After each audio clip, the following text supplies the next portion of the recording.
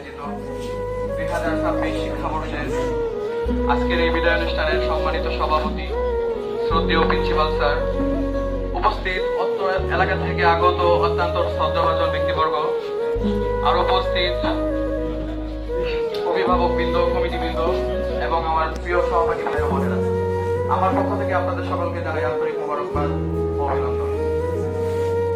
প্রিয় সুধীবৃন্দ, আজকের এই বিদায় অনুষ্ঠান আমাদের জীবনের এক স্মরণীয় ও আবেগময় মুহূর্ত।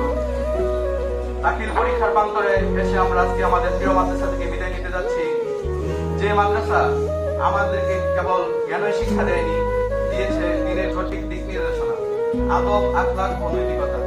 যে মাদ্রাসা আমাদেরকে স্বপ্ন দেখতে শিখিয়েছে, যে মাদ্রাসা আমাদেরকে মানুষ হতে শিখিয়েছে, এই মাদ্রাসার প্রতিটি দিন ছিল আমাদের জন্য শিক্ষণীয়।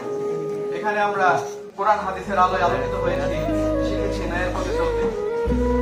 আমাদের প্রিয় উস্তাদগণ, তারা শুধু আমাদের জন্য শিক্ষক নন, তারা আমাদের জীবন গড়ার কারিগর।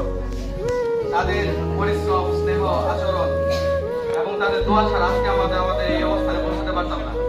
প্রিয় সুধীবৃন্দ, বিশেষ করে অত্র মাদ্রাসার প্রিন্সিপাল স্যার, তিনি শুধু এই মাদ্রাসার একজন প্রশাসক নন, তিনি যেন একজন অভিভাবক। তার আন্তরিকতা, স্নেহময় আচরণ আমাদের প্রতিদিন অনুপ্রাণিত করে।